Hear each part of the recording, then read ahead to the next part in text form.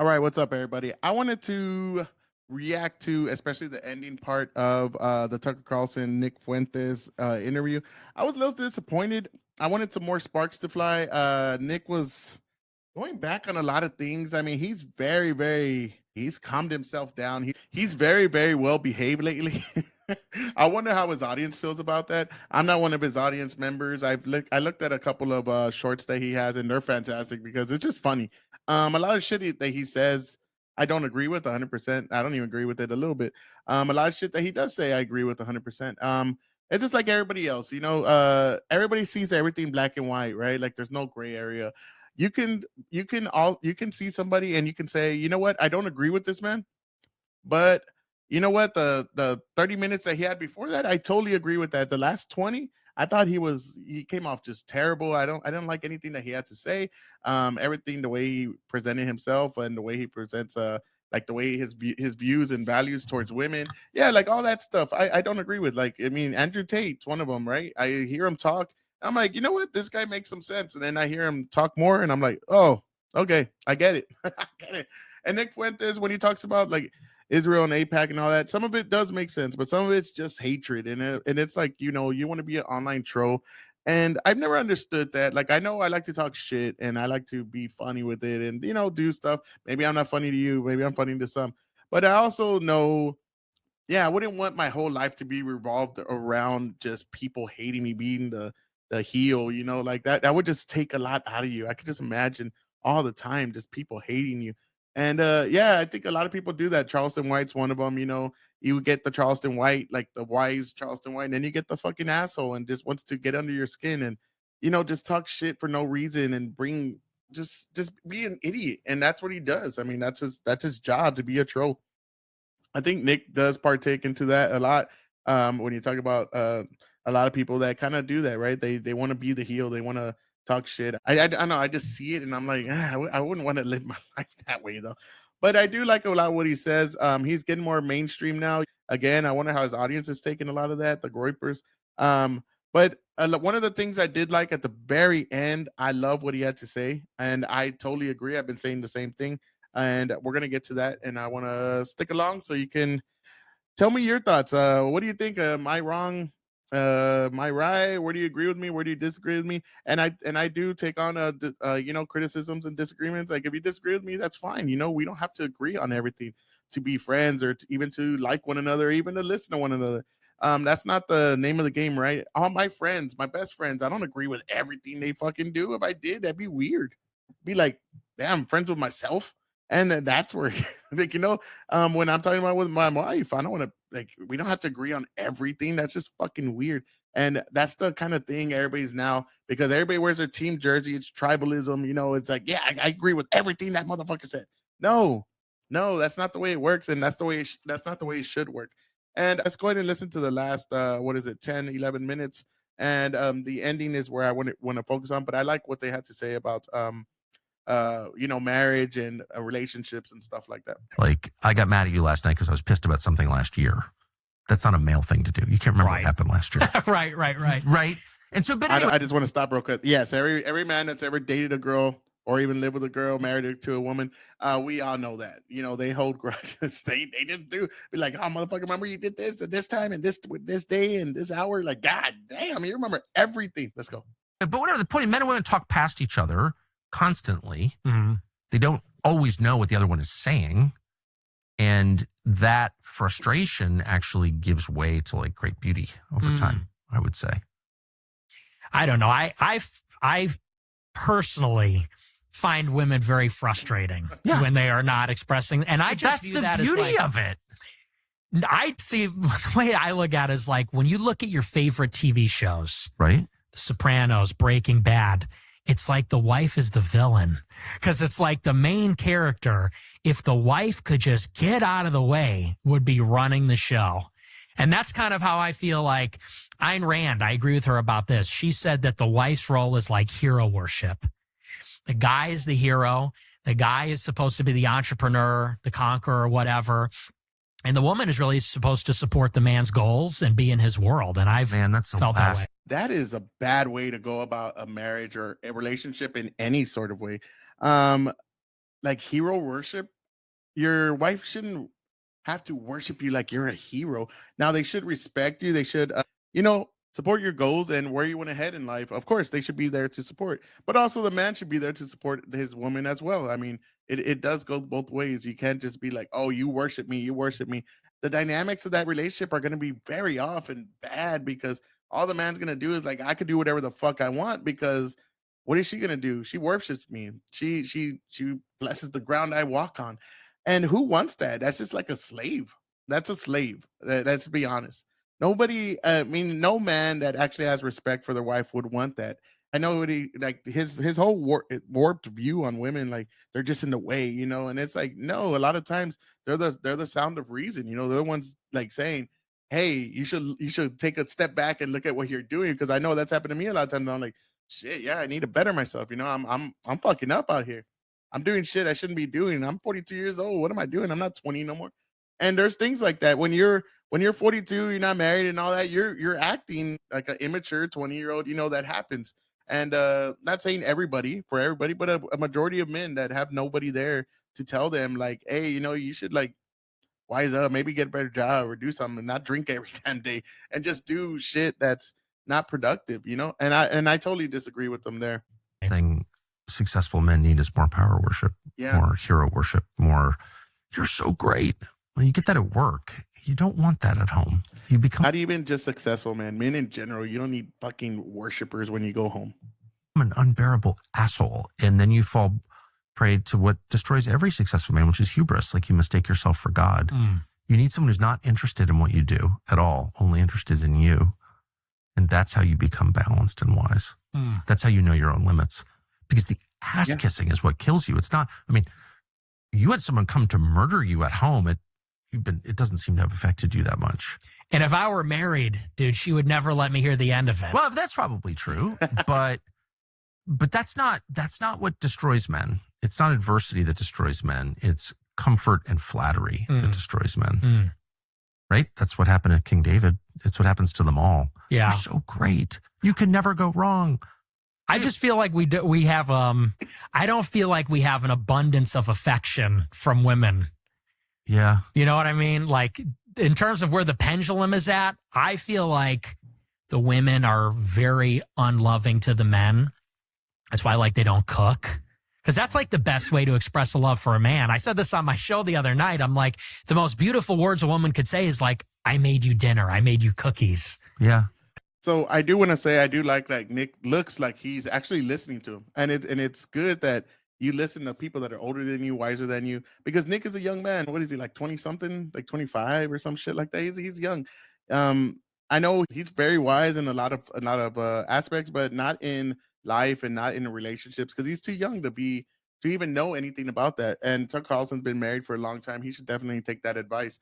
Like you don't want to go that route. But I do understand what he's saying because he is a new, like the new generation of men growing up now in today's world, and a new generation of women that he's talking about right now. And that's totally true, man. These fucking women now, dude, you need to be 6 feet, have more than 6 inches, and fucking have a 6-figure job. Like that's 1% of men, bitch. Get the fuck out of here. And then you have like fat bitches, like these fucking oompa loompa, rolling around everywhere like swines. It's like, really? You're the one you're asking for that? Shit, some of you women, come on, dude, wearing these yoga pants and you're like 300 pounds, 5 fucking 1. Get the fuck out of here. I totally understand what Nick's trying to say there. And for all women, if women ever hear this show, that is 100% true. The best words a man can hear is like, I made you dinner. Hey, I made you something. And then them to actually take pride in their food. I know my wife, she'll cook me dinner, and then when I eat it, I'm just like, oh, oishi, oishi. She's Japanese, that's why. Very good food, it's fucking amazing. And she's happy about it. Like she's excited about it. And that makes me even more happy that she's happy to cook for me. It's not like a chore. Like, of course, sometimes, she doesn't want to cook. Don't get me wrong. Every time she cooks for me and every time that I express like how good it is, it's always like I show gratitude and she shows like appreciation. And it's always that way. She's always happy to see me enjoy her food. And every man wants that. Women, every man want this. Jerk him off every now and then, suck his dick once in a while, and fucking give him some pussy every now and then. That's 100% true. Because that is like an act of love. And I think that, speaking as maybe from a different generation, the way that men feel now is like, women are not really providing too much. They expect so much from the men. They want the man to be rich and provide. Yeah. They want the man to be fit and a real leader and a real man. They also want to split the chores with the man. They want the man to do half the laundry and half the dishes and things like that.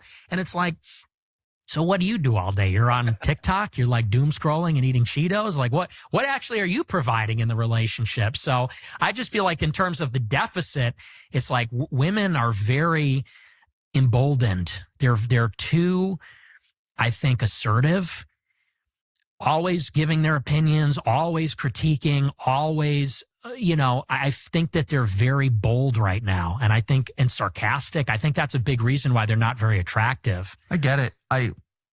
All I would say. I totally get what he's saying there. Like the new shit that's going on, the way I just explained earlier.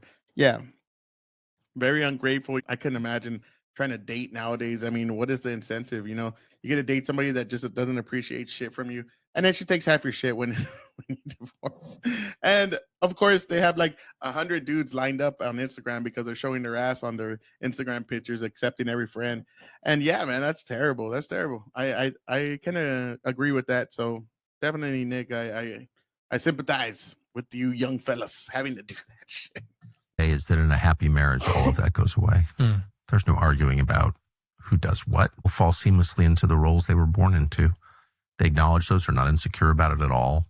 They express love in a whole bunch of different ways by serving each other. It's like super easy. And all of that, obnoxious, entitled, you don't make enough money, all that crap just disappears. Mm-hmm. Anyway, that's been my experience. So last question, where is... Well, Tucker, because you make a lot of fucking money. I mean, that does come up. If you're not making enough money, we need to have these things for the kids. I do agree. If you're in a happy marriage, that shit just falls in line. That's the way it goes.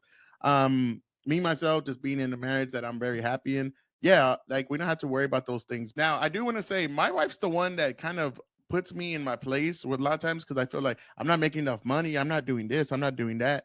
But she is my fucking, she's my fucking support, man. Like straight up, she'll tell me we have a house, we have food in the refrigerator, in the pantry, we have our cars, we're full with gas, we have our kids that are happy, they have health care, they're good, they're doing great in school. And then I'll think about it and I'm like, yeah, what am I bitching about? And she'll say, you don't have to make all this money, just make sure we're covered and we're good. And that's what she tells me. And I'm like, okay. And I get in my place and I like, okay, yeah. And then I feel better about myself. Then the next day I'm like, I need to make more money because I want to, I just want to provide more for my kids. I want to make sure that they're happy and they have everything that they need. And I want to make sure that they're well off financially when I'm not on this earth anymore. So I get it. And he's totally right. Like a woman's going to be there to support you. I've had her do that to me many times where she tells me, we're good. Just stop worrying about it. We're good. And that's a beautiful thing to have. Man, if you don't have that, I suggest you try to find that because it is great to have that. And it's warming, it's comforting, and it's one of the best things you can have in life for somebody to support you like that and make you feel like you've done enough. To all of this going in this country? Like, well, where are we in 5 years? Not anywhere good. I'm really concerned. And yeah, me too. I'm not one of these doomsday sayers. There's a lot of people that forever, the sky's falling every day. But I really feel like the things that concern me the most, it's the assassination of Charlie Kirk. Seemed like we crossed a Rubicon there. I agree with that. Because he's just a conservative guy, relatively moderate, expressing his opinions. He's not the president. He's not a politician. And it wasn't just that he got shot. It was what happened afterward, which is that 100,000 liberals went on TikTok and celebrated. And that shows that how can you integrate or harmonize with people that hate you that much? They see some, and I understand that liberals thought he was a jerk. Like maybe he was a little rude or something like that. And he really wasn't. I mean, he was pretty patient as they come. I just tried to fill in for him last week and immediately snapped at some kid and threatened to beat him up and went crazy. And I had said a prayer for patience, by the way, and I still couldn't handle it. So, Charlie Kirk was a remarkably even-keeled, patient, decent man. Yes. And yeah, so... Charlie Kirk was one of the most patient men out there. I mean, now you got Nick Fuentes. Like, look at everybody that's in the right. I mean, the motherfuckers, what's that black dude's name, or is he black? I don't know what his name is. Marion, the one that used to be a Fed, and now he actually he's a cool dude. I mean, I've seen his stuff, but he's crazy. He fucking talks shit. And Charlie Kirk was a nice person, very milquetoast, down the line, conservative and Christian, nothing big.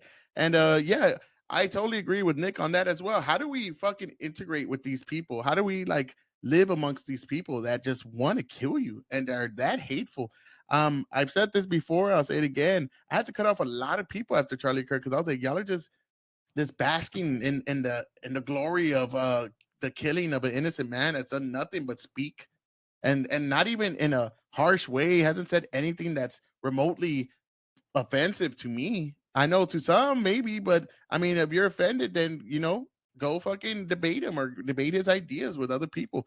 But no, like y'all are like happy and gleeful. It's crazy that we have to live amongst you and we got to pretend nothing. And I said that from the very beginning. I'm not. I don't want to fucking be in a drum singer. I don't want to be in a drum circle singing kumbayas with these people, man. They're evil.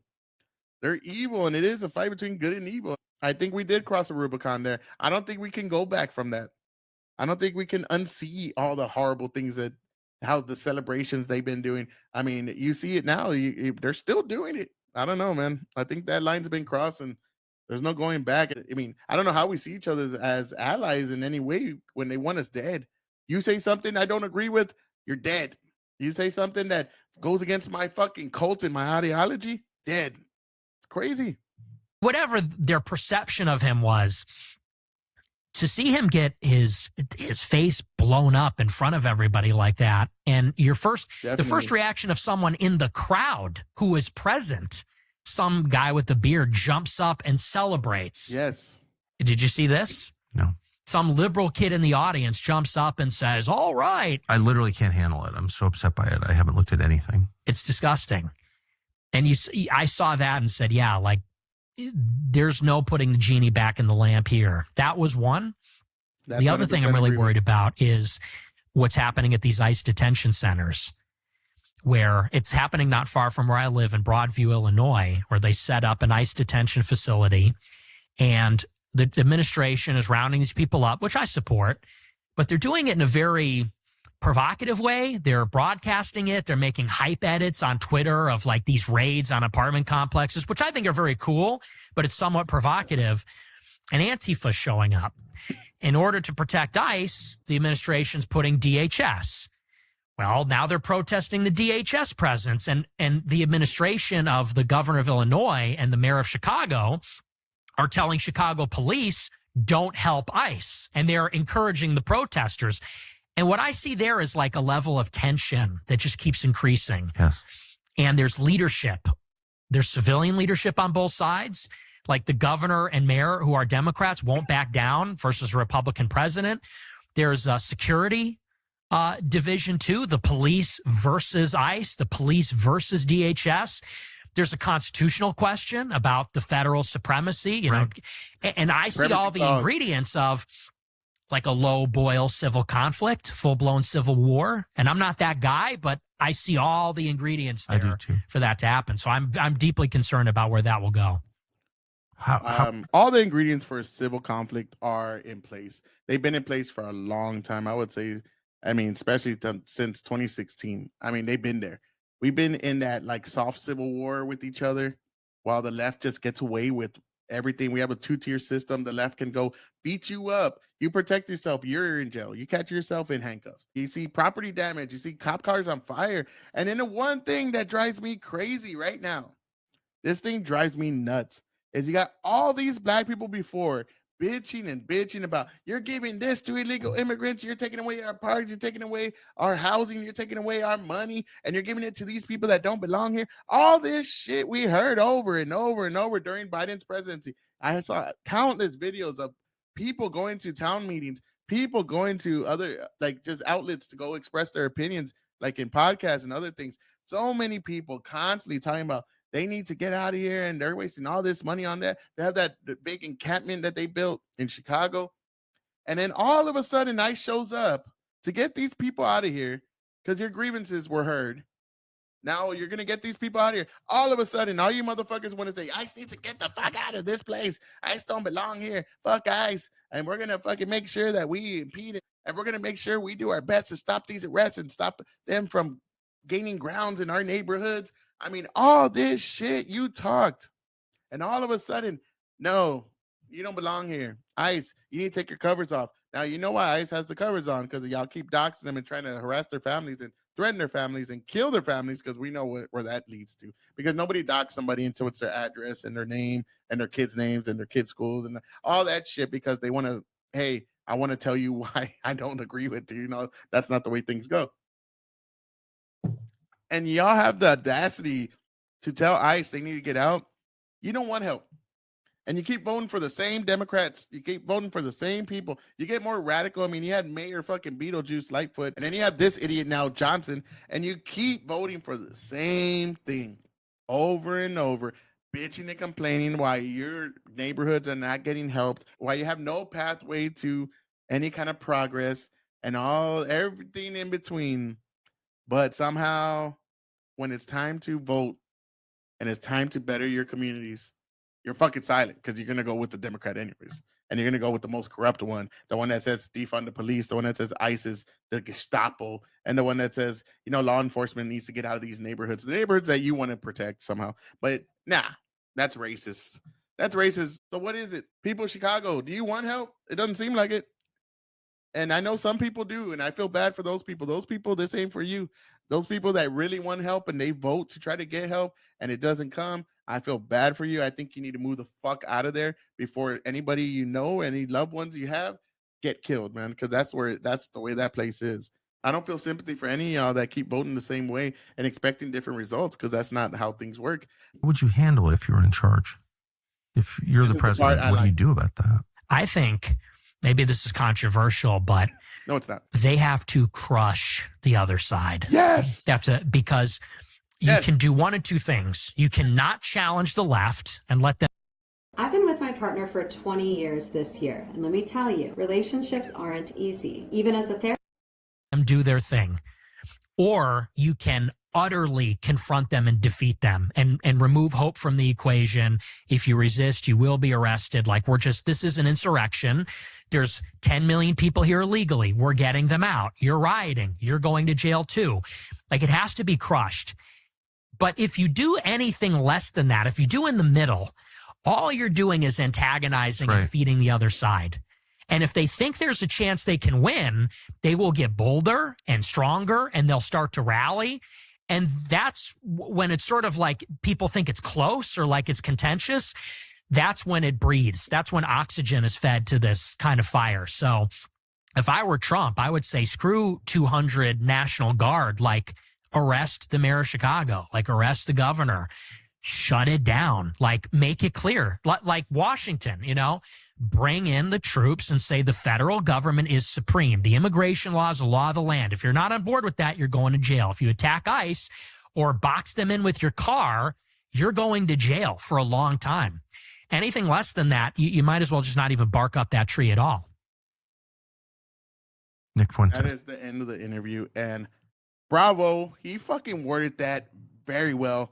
If one thing about Nick Fuentes, he can articulate himself, I mean, really, really well. I agree with that. And I've been saying that even with with the Ukraine and Russia shit. Like, are we in this war? And if we are we just gonna go all in, or are we gonna continue this bullshit of like half-assing a war and just keep sending and nothing really happening? And they're just kind of like at stalemates at times. I mean, what are we doing? And I 100% agree with this whole sentiments on we need to crush them. If you are in any way trying to prevent any arrest, blocking in cars, like you said, of your, banging on fucking ICE vehicles, throwing rocks at them, anyway, shoving, pushing. Like, I've seen so many videos of these people pushing and shoving these cops. What the fuck? When I was younger and you barely put your hand on the cop, you would see yourself face down on that concrete. All of a sudden, you could just mosh pit with cops now. It's like, fuck it, let's throw on some jams. Throw on some Absolutely Dying and let's fucking rage. This is ridiculous. Ridiculous like that. This is allowed. The stuff that they're doing to ICE, it's just allowed. Like, it's not even a big deal. And nobody gets arrested. And when they do get arrested, these judges throw them out. Now, these judges need to be held accountable too. I heard somebody say this the other day, and it made a lot of sense to me.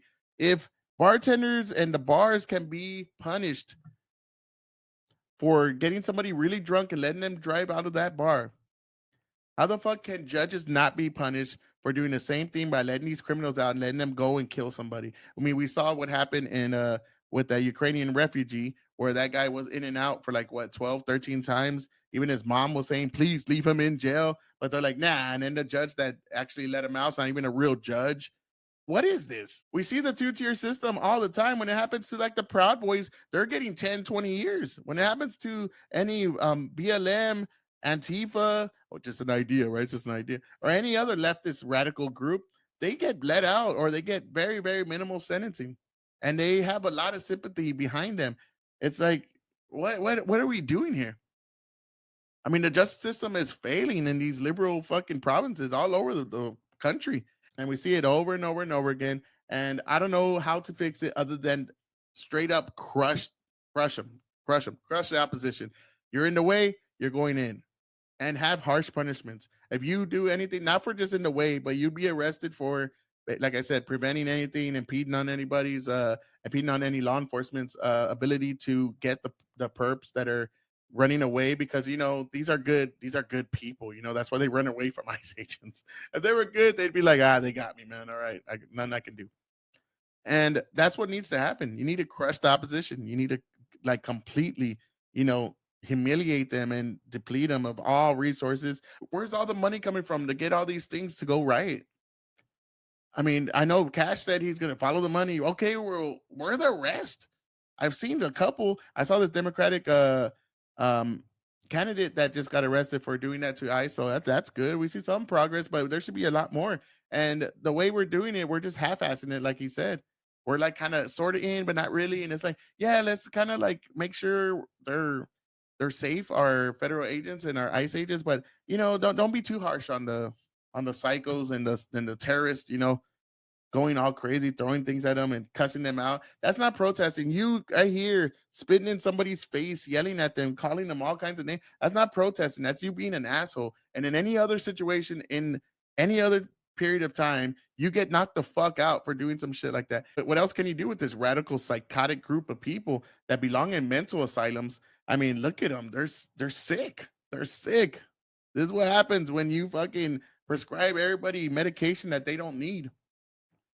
This is what happens when you spank your kids. You get these blue-haired freaks that are just come out, my body, my choice. They're crazy. Like you can't look at them and be like, oh yeah, those are totally, normal people. They're unhinged. They're all whacked out of their minds on that indoctrination that they've been fed over the years in high school and college and everywhere else. I mean, everything's offensive. Sorry, I ranted for too long, but I always have a lot to say. What can I say? That's why I started a podcast. My apologies. So hopefully you enjoyed the little commentary on the ending of the Nick Fuentes Tucker Carlson. I wouldn't call it a debate. It's more of a chat that they had. I wish a little more sparks would have flew. I wish Nick Fuentes would have called him out and said, well, I don't appreciate you lying, saying that you just found out about your dad being a Fed when you found out long ago and you got caught. So can you explain that? That would have been a nice thing to hear Tucker explain. I would have loved to hear Tucker talk about his Hitler worshiping. And there was one point in the interview where he said he's a fan of Joseph Stalin. What? And then he goes, let's just not go there. And then Tucker's like, okay. What? No, no, no. I'd have been like, nah, rewind that shit. Rewind it. We're gonna fucking talk about why you like one of the most mass murdering, psychopath, sick human beings on the planet that ever lived and Soviet Union. I want to know why. I want to know why Joseph Stalin's in your fan, like you're a fanboy of one of those people. I mean, if somebody told me they're a fanboy of Mao Zedong or fucking Pol Pot or Stalin or Lenin or any of these other psychos, Hitler. I mean, and he does fanboy over Hitler. I would love to know, like, okay, explain this because this is why you're so controversial. This is why you're like, corrosive and nobody wants to be around you. I mean, I think a lot of things he says, like I said, are good, but you got to explain your way out of those things and say, like, oh, I've been misquoted. Nah, you're pretty clear on who you like and what you've said, bro. It's pretty clear. So, yeah, other than that, y'all have a good night. Please like, share, subscribe, and comment on there. Share with your friends. We would love to hear from you guys. hopefully we could grow this podcast even more so we have more time to talk with you guys and actually have fun and see you on the comments. So have a great night. Tomorrow's Halloween. Y'all be safe out there. Watch out for those sickos doing weird stuff. Take care. Make sure your kids are right by your side. Make sure you have your eyes on them at all times. Make sure you check the candy, and y'all be safe. Have a good Halloween. Peace.